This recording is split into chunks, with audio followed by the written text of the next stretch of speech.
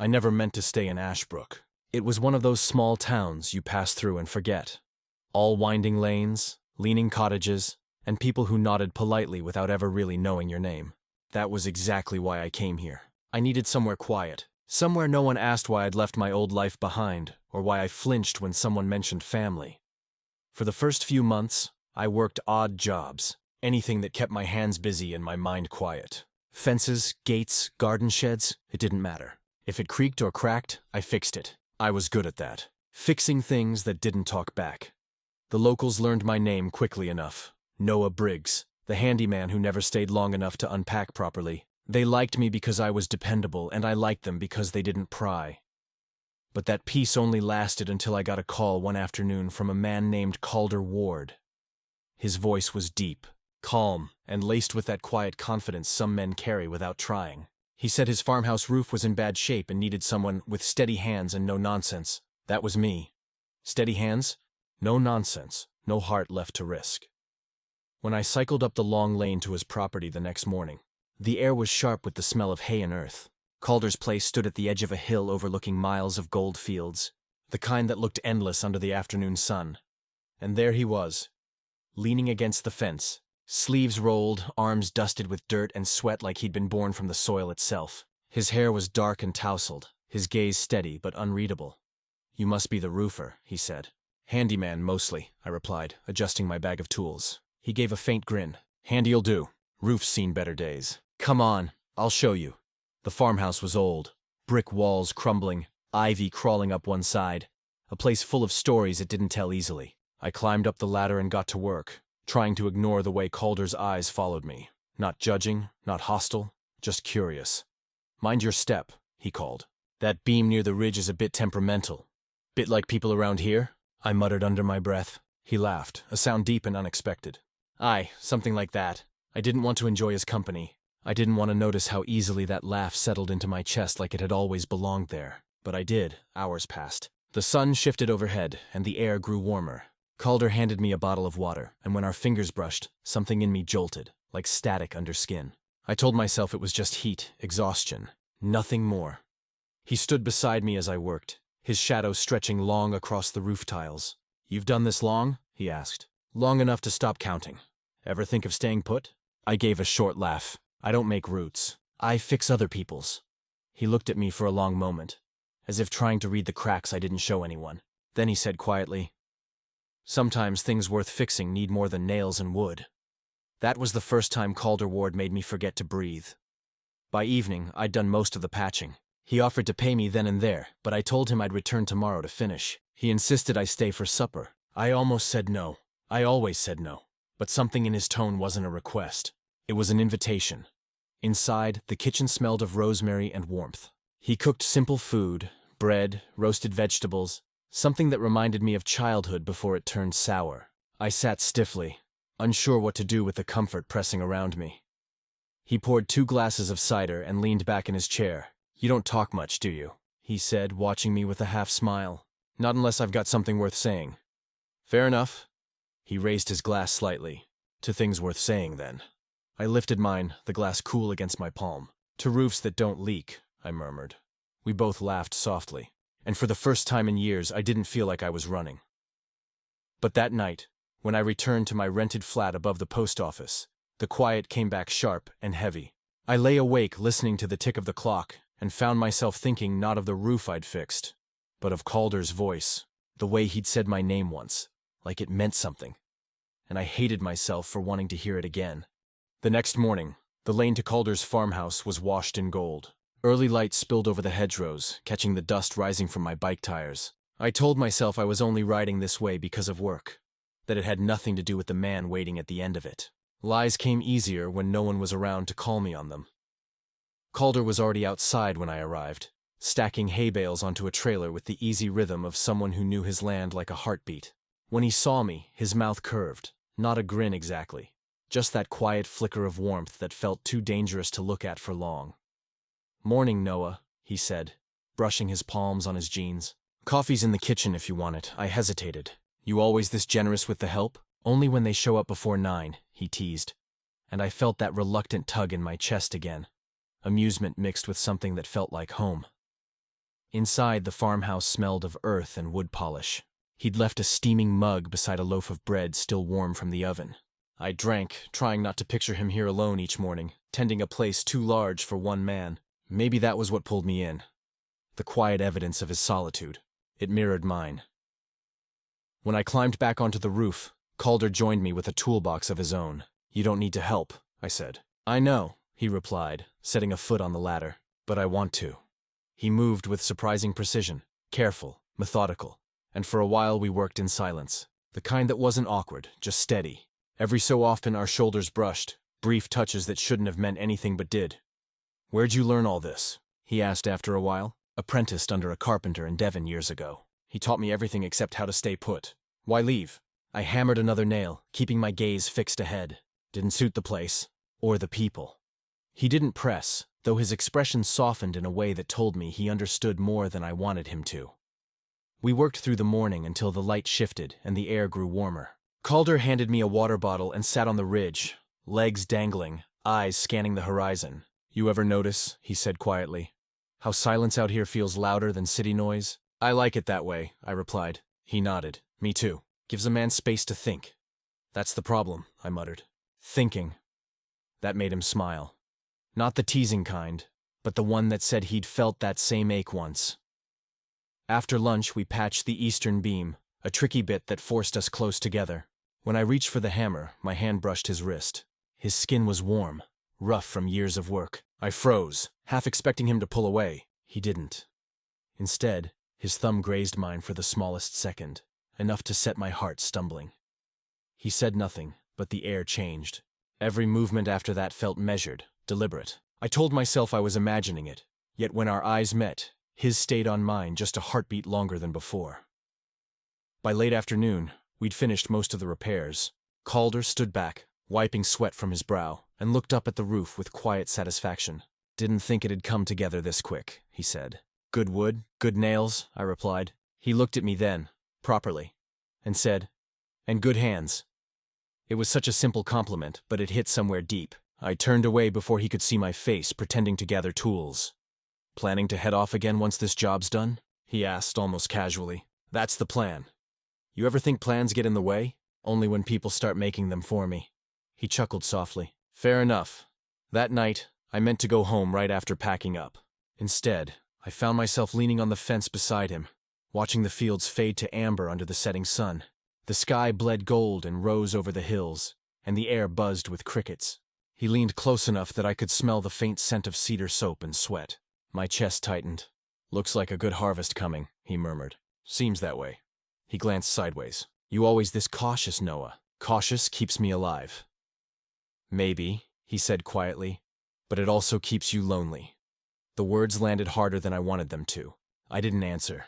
He didn't push. When I finally left, the sun had dipped low and shadows stretched long behind me. I cycled back through the lane feeling restless, my mind circling his words. Maybe loneliness was safer than what came after letting someone in. But for the first time in years, I wasn't sure. The following day, I caught myself checking my reflection before heading out. An absurd thing to do for a man fixing roofs. Calder noticed the moment I arrived. "You're looking less like a ghost today," he said with a grin. "Must be the sunlight," I muttered. "Or company." He was always teasing, yet there was something gentle in it. A kind of patience. We spent the morning fitting new tiles and resealing joints. Every so often Calder would pass me a tool, his fingers brushing mine as if by accident. By noon, the contact felt deliberate. Small, wordless questions I didn't know how to answer. When he finally spoke again, his tone was different. "You know," he said, "people round here talk. They wonder where you came from. Let them wonder." "I'm not asking to pry," he added quickly. "Just, sometimes secrets turn heavier if you carry them alone."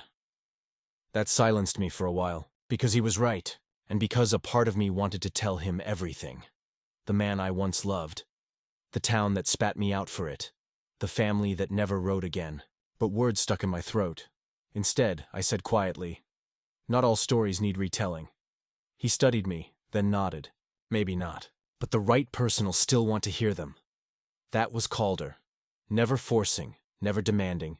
Just laying the truth down like a plank and letting me decide whether to step on it. The sun climbed high, glinting off the tiles. My hands were raw, my shoulders aching. but there was a strange contentment in the rhythm we'd built. Work. Silence. Small smiles. It was almost peace. Then, without warning, the ladder slipped. I'd shifted my weight too far, reaching for a beam, and the plank beneath me gave a low groan. The next second I was sliding down the slope, grabbing for anything solid. Before panic could take hold, a strong arm hooked around my waist, anchoring me. "Got you," Calder breathed, voice tight but steady. We froze there. His arm locked around me, our bodies pressed close. I could feel his heartbeat thudding against my back, fast and sure. My fingers gripped the tile, but it wasn't the roof that steadied me. It was him. "You all right?" he asked quietly. "Think so," I managed, though my pulse told another story. He didn't let go straight away. For a few seconds more, he held on, as if making sure I'd remember what safety felt like. When he finally stepped back, the warmth stayed. After that, neither of us spoke for a long while. The work carried on, but something between us had shifted. Something fragile, yet undeniable. That evening, when I packed my tools, he stood watching the horizon again. "Stay for supper?" he asked. I should head back. "Should," he echoed with a faint smile. "Doesn't mean you want to?" I hesitated, then nodded. "All right. One meal." Inside, the lights were dim, golden. He served stew and bread, nothing fancy. But the smell filled the space between us. We ate mostly in silence until he leaned back and said, "You don't have to keep running, you know." My fork paused mid-air. And where exactly would I stop? "Here," he said simply. "You could start here." I stared at him, unsure whether to laugh or get angry. "You don't know me, Calder." "I know enough.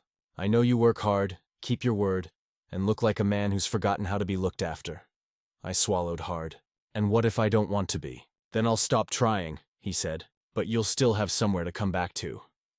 There was no pressure in his tone, no expectation, just quiet certainty, and it unsettled me more than any flirtation ever could. When I left that night, the air was cool, carrying the scent of cut grass. I walked instead of cycling, just to clear my head. Every step felt heavy with the realization that the walls I'd built around myself were beginning to crack. Not from force, but from kindness. And kindness, I'd learned, was the most dangerous thing of all. By the end of the week, the roof was almost done. Each morning, I told myself it was just another job. That when the final nail went in, I'd pack my things and move on like I always did. But with every sunrise, that promise felt thinner, weaker, worn through by something I didn't want to name. Calder had a way of getting under your skin without ever trying. He spoke little, but when he did, his words landed like hammer blows. Simple, honest, unguarded. Maybe that's what made them dangerous. I'd spent years perfecting silence, hiding behind work and distance. But Calder's quiet wasn't armor. It was invitation. On Friday morning, he joined me on the roof again. Sleeves rolled, shirt clinging faintly from the summer heat. He carried 2 mugs of coffee, handed me one, and sat beside me like it was the most natural thing in the world. "Looks solid," he said, nodding at the patchwork of tiles. "Should last a few decades." "Decades," he echoed. "That long, eh?" I glanced at him. "If the weather's kind." He smiled faintly. "And if it's not?" "Then you'll call me back," he chuckled. "I'd do that anyway." I looked down at my mug, pretending the warmth on my face came from the coffee. The day was still, the fields stretching endlessly beyond the house. Far off, a tractor groaned in the distance. Somewhere nearby, a lark sang above the hedgerows. It was all so ordinary, and yet something about it made my chest ache. I'd forgotten what it felt like to be still without feeling trapped. "You ever miss where you came from?" Calder asked after a while. I shook my head. "No. Must have been something keeping you there once." "There was." I hesitated, then added, "someone." He didn't flinch or pry, just nodded slowly as though he'd been expecting that answer all along. "I lost someone too," he said after a moment. That made me look up. His gaze was on the horizon, not me, but his voice had gone softer. "Years ago, there was a man, worked the neighboring farm. Kind soul, terrible cook." He smiled sadly. "We thought we were careful, but small towns, they don't let secrets breathe for long." The air between us stilled. "What happened?" I asked quietly. "He left, couldn't take the stares, the whispers. Said he'd rather be free somewhere else than hide here." Calder's eyes were distant now. "Can't say I blamed him, but I stayed. Someone had to look after the land. Been doing that ever since." I didn't know what to say. There was too much in those words. Loss, loyalty, loneliness. I saw it in the set of his shoulders, in the way he still looked east every morning like he expected to see someone coming down the lane. He turned to me then, voice steady, but low. "That's why I noticed you, Noah. You've got the same look he used to have. Like you've been carrying the weight of the whole world alone." The truth hit deep. I wanted to deny it, to laugh it off, but my throat wouldn't move. "Maybe I just prefer my own company," I managed. He studied me for a long moment. "Maybe, but even the strongest beams crack without support." The words shouldn't have meant much, but they did. They stayed lodged under my ribs long after we got back to work. Later that afternoon, we finished the last section near the chimney. I was checking the sealant when my boot slipped slightly on the edge. Calder reached out instinctively, his hand catching my wrist. The grip was firm, grounding. I steadied myself, muttered, "You've got a habit of catching me. And you've got a habit of nearly falling." Our eyes met. Too close, too long. Something unspoken flickered between us, something both of us were afraid to name. I looked away first. "I should finish up." "Take your time," he murmured. No rush, but there was a rush, one I couldn't slow. Every glance, every brush of his arm against mine, every half-smile felt like standing on the edge of something bigger than either of us. When the day's work was done, he asked if I'd stay for supper again. I hesitated. It was easier to keep boundaries when you didn't cross doorways. But then he added, "It's just stew, not a proposal," with that disarming grin that left me defenseless. Inside, the air was cool and dim, the low hum of evening wrapping around us. He cooked while I cleaned my tools. Every few minutes he'd glance over, like he wanted to say something but wasn't sure how. When we finally sat down to eat, conversation came slower than usual. "You ever think about leaving?" I asked suddenly. "This place, I mean." He shook his head. "Used to. Not anymore. The land keeps me honest. Besides, leaving doesn't fix what's broken, just changes the view. Sometimes that's enough." "Is it?" he asked, his tone soft but searching. I opened my mouth to answer, then stopped. Because no, it wasn't enough. I'd been changing views for years and still carried the same cracks inside me. Calder leaned back, eyes fixed on me. "You look like you've got a story behind those walls, Noah. I won't ask for it. Not unless you want to tell it. But I hope someday you do." The silence that followed was heavy, but not cruel. I nodded once, unable to speak. After we'd eaten, he poured 2 small glasses of whiskey and slid one my way. "To roofs that hold steady," he said. I clinked my glass against his, "and to the ones who fix them." He smiled, a slow, quiet curve that reached his eyes. "I think you've been fixing more than roofs lately." That made my heart lurch. "Don't start that." "Start what?" "Reading into things that aren't there." He tilted his head. "Aren't they?" I didn't answer. Couldn't. Because for once I didn't know what to believe. My instincts that warned me to keep my distance, or the warmth in his voice that told me I didn't have to. That night, I didn't go straight home. I walked down the narrow path behind the farmhouse, where the fields stretched endlessly beneath a deep violet sky. Fireflies blinked in the grass, their tiny lights pulsing like heartbeats. I found myself stopping halfway down the slope, looking back at the house glowing softly against the dark. He was standing on the porch, arms crossed, watching me go. For a second, our eyes met. A silent conversation that didn't need words.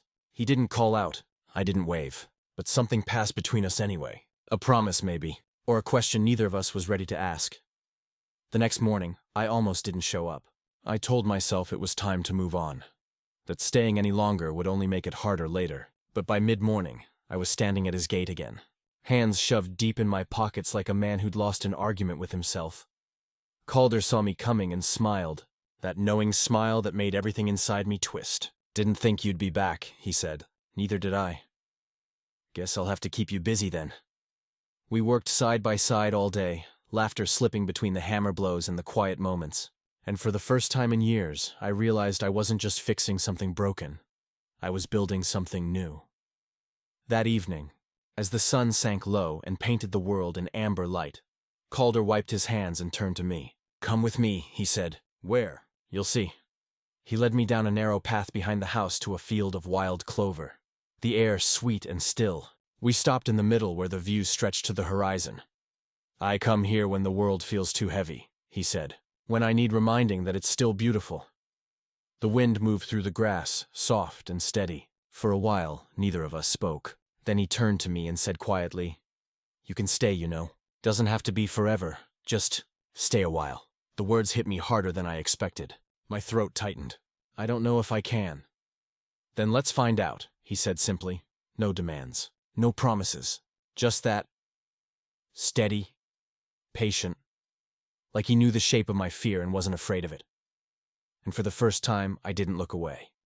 The days that followed blurred into rhythm. Work, meals, laughter, quiet. Calder and I moved around each other like we'd done it for years. No explanations, no questions. Just a wordless understanding that we were safer in each other's company than out of it. I told myself I was only staying to finish the roof, but the roof had been finished 2 days ago. Still, I came back. Every morning. Every evening. The truth was simpler than I wanted to admit. I didn't know how to leave anymore. One morning, I arrived earlier than usual. Mist still hung over the fields, soft and pale, and the farmhouse windows glowed faintly in the light. Calder was in the yard, feeding the horses. He looked up when he heard my footsteps and smiled. That easy, quiet smile that made something in my chest ache. "You're up with the lark today," he said. "Couldn't sleep. Bad dreams?" "Old ones," I murmured. He didn't press. Instead, he handed me a mug of tea and leaned against the fence. "You ever talk about them?" "No point. Talking doesn't change what happened." "Maybe not," he said softly. "But it stops the past talking over the present." I stared at him, words caught behind my teeth. He made it sound so simple, like the ghosts could be silenced if I just spoke their names. But my ghosts didn't like light. They preferred the dark corners where shame still lived. Still, something in me shifted. I wanted to tell him.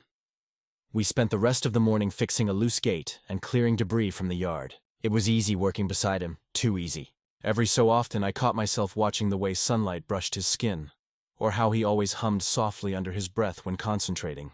Those small things, the things that shouldn't matter, were the ones I couldn't seem to stop noticing. By midday, the heat pressed heavy, and we took shelter in the shade of the barn. The scent of hay and cedar lingered in the air. Calder leaned against a post, wiping sweat from his brow. "You know," he said quietly, "I used to think I'd be alone forever." I glanced at him. "That sounds familiar." Then I realized it wasn't loneliness I was scared of. It was hope, because hope meant I could lose again. I froze, because he'd said what I'd never dared to admit out loud. "I know what that's like," I said finally. "You build walls to keep pain out, but you end up keeping everything else out too." Calder's eyes softened. "So what happens when someone starts knocking?" I gave a faint, humorless laugh. "You hope they stop, do you?" I looked up at him then, at the man who had, without knowing, been knocking for weeks. "Not always," I whispered. The silence stretched between us, thick but tender. Then he took a slow step closer. "Noah," he said, my name a low hum between us. "You can trust me, you know." "I don't know how." "Then let me show you." His hand came to rest against my arm. Not forceful, not demanding, just there. Warm, steady, real. I could have stepped back, but I didn't. My chest tightened, my throat dry. Calder's gaze flicked to my lips for the briefest second, then back to my eyes. "Tell me to stop, and I will." I didn't. The space between us disappeared. His lips met mine in the gentlest kiss, soft, questioning, unhurried. For a moment, everything else fell away. The years of silence, the ache of old rejection, the walls I'd lived behind for so long. It was just us. When he pulled back, I was shaking. Not from fear, but from the sheer weight of being seen. "I'm sorry," he murmured. "I shouldn't have—" "Don't," I said quickly, breathless. "Don't apologize," he exhaled, relief flickering across his face. "Then you don't regret it?" I swallowed hard. "I don't know what I feel, but I know it's not regret," he smiled faintly, not triumphant, just tender. "That's enough for me." We spent the afternoon pretending nothing had changed, though everything had. Our conversations were quieter, our glances longer. The air between us buzzed with something alive and fragile. At one point, while passing him a wrench, our fingers touched again. I froze, half expecting the old panic to return. The fear that love was a trap, a wound waiting to reopen. But instead there was calm. He smiled at me, soft and sure. "See? Not so hard to let someone in." That evening, as the sun began to dip, we sat on the low stone wall overlooking the pastures. The sky burned with orange and gold, the kind of light that made everything feel suspended in time. Calder passed me a bottle of cider, the glass cool in my hand. "You know," he said, voice barely above a murmur. "I meant what I said before. You can stay as long as you want. I can't just—" "Why not?" "Because people talk," I said sharply. You know what they're like in towns like this. They notice everything. I stopped caring about gossip years ago. Maybe you did, I said, my voice breaking. But I've lived what those whispers turn into. You think you can stand it? Until you're the one being pointed at? Until people you thought loved you start looking away. He was quiet for a long moment. Then he said, I can't promise people won't talk, but I can promise you they won't matter to me. Not if I've got you beside me. That word, beside, hit something raw. You don't know what you're asking, I whispered. I do. I'm asking you to stop carrying this alone. The sun sank lower, shadows stretching across the fields. I wanted to believe him. God, I wanted to. But fear still clawed at my chest, whispering the same lie it always had. You're safer alone. He reached out then, brushing his fingers against mine. You don't have to decide now. Just don't run. Not this time. His voice cracked on the last word, and that undid me more than anything.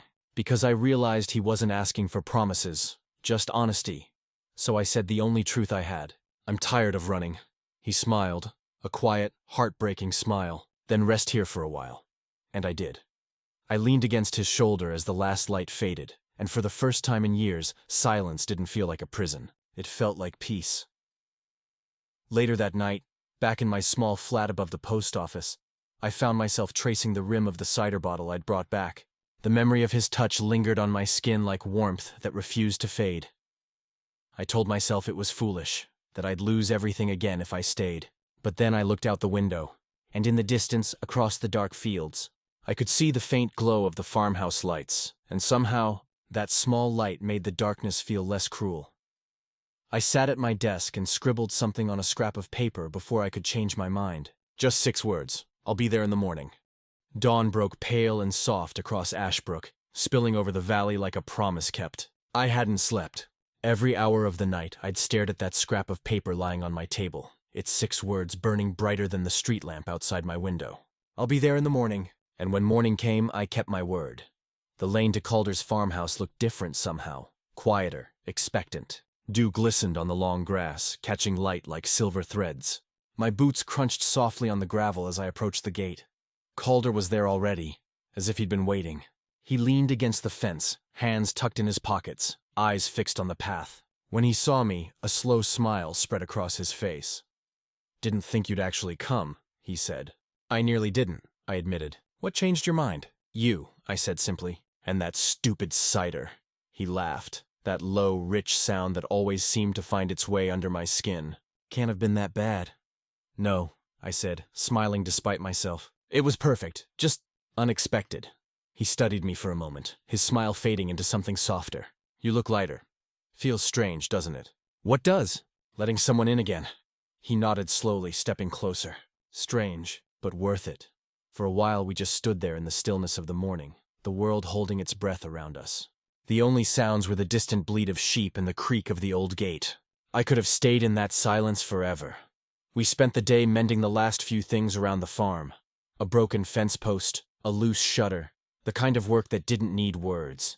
Calder moved beside me with easy rhythm, like the two of us had found a pattern only we understood. At one point, while tightening a hinge, he said quietly, You could stay, you know. There's space in the East Cottage. Hasn't been lived in for years. You could fix it up, make it your own. I hesitated. That sounds dangerously like an offer. It is, he said plainly, but not a trap. You can leave whenever you want. Just stay for now. I looked at him. The way sunlight caught in his hair, the quiet steadiness in his gaze, and felt the familiar ache of fear twist inside me. The fear of belonging, of losing again. I've never been good at for now, I said. He smiled faintly. Then maybe it's time to learn. Later, as the afternoon turned to gold, we took our tea out to the field beyond the barn. The air smelled of grass and dust, and the sky was streaked with pink and amber. Calder sat cross-legged on the ground, sipping from his mug. Do you ever wonder, he said, how people like us end up finding each other? People like us, I echoed. Ones who've been told to hide, he said. Ones who tried to stop hoping but couldn't quite manage it. I thought about that for a moment. Maybe the universe gets tired of watching us suffer alone. He chuckled softly. Or maybe it's just stubborn enough to give us another chance. We sat in comfortable silence after that, watching the light fade. Somewhere nearby, a hawk circled lazily above the fields. The quiet between us was different now. Not empty, but full. When he finally spoke again, his voice was low. "Noah, I don't want to scare you off, but I need to say this." I turned to him. "All right. I don't just want someone to share the work or the meals or the silence. I want someone who chooses to stay, even when it's hard. Someone who believes we're worth the risk." My heart thudded painfully. "And if I can't promise that?" He gave a small, crooked smile. "Then I'll wait until you can." There it was again. That patience that had undone me from the start. The thing that made me trust him even when trust felt impossible. I stared at my hands, the rough skin, the faint scars from years of work. "I used to think I was broken," I said quietly, "that what happened before ruined me for good."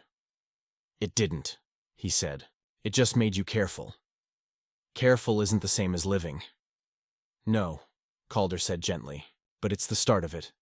He reached for my hand then, slow, deliberate, and this time, I didn't pull away. Our fingers intertwined, calloused skin meeting calloused skin, two men who'd spent too long patching other people's lives learning how to mend their own. The weight of stillness settled around us again, not heavy but grounding. For once I wasn't thinking about the past or the future, just this, the warmth of his hand, the smell of the fields, the sound of our breathing in sync. As the sun sank below the hills, Calder stood and offered me his hand. "Come with me," he said, that familiar phrase now carrying a different kind of certainty. He led me back toward the barn, the same place where we'd built the roof, where laughter and silence had both lived. The light filtered through the wooden slats, turning the dust into gold. He stopped in the middle of the floor and looked up at the roof we'd made. "You know," he said, "it's strange seeing something whole where there used to be holes." "Yeah," I murmured. "Feels good, though." "Exactly," he said, turning to me. "That's what this is, Noah. We're not fixing what's broken. We're building something new."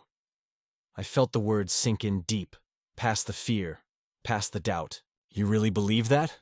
He smiled. "I do. Don't you?" I wanted to say no, to cling to caution like armor, but I couldn't lie anymore, not to him, not to myself. "Yes," I whispered. "I think I do." He stepped closer, close enough that I could feel his breath against my cheek. "Then stop running." This time, when he kissed me, I didn't freeze. I didn't think about who might see or what they might say. I just let it happen. Slow, steady, certain. It wasn't a desperate kiss. It was an honest one. When we pulled apart, he rested his forehead against mine. "Welcome home," he whispered, and I realized he wasn't talking about the farm. The weeks that followed felt like a quiet kind of miracle. I moved into the East Cottage, fixing it up little by little. Some evenings, Calder would join me with a paintbrush or a bottle of cider, and we'd work until the stars came out. People in town talked, of course. They always did. But their whispers couldn't touch what we'd built. The farmhouse stood proud against the hillside, the roof strong above it, and for the first time in my life, I didn't feel like a wanderer patching other people's cracks. I felt steady. I felt seen. One night, months later, we stood outside beneath the same roof we'd built, the air cool and clear. The fields shimmered silver under the moonlight. Calder wrapped an arm around my shoulders. "You ever think we'd end up here?" I shook my head. "Not once." "Do you regret it?" "Not for a second." He smiled, pressing a soft kiss to my temple. "Good, because I've no plans to let you wander off again. You're bossy, you know that?" He grinned. "Takes one to know one." We both laughed quietly, the sound carrying out into the still night. I looked up at the roof, solid and unyielding against the stars, and felt something settle inside me. The final piece of peace I'd been missing. "I used to think roofs were about keeping things out," I said. "Now I think they're about keeping things in. Warmth, love, a bit of laughter." Calder nodded, squeezing my hand. "Then we've built a good one." The breeze stirred the grass, soft and gentle. Somewhere an owl hooted in the distance. I leaned into him, breathing in the scent of earth and safety. After a lifetime of running, I'd finally stopped, and in that stillness, under the roof we made together, I realized I hadn't just found shelter. I'd found home. Do you believe love can still find us after we've given up on it? Tell me your thoughts in the comments. I'd love to hear your stories too. If this story touched your heart, don't forget to like, subscribe, and share for more emotional gay love stories filled with hope, healing, and second chances. Your support helps these stories reach more hearts. Thank you for being part of this journey.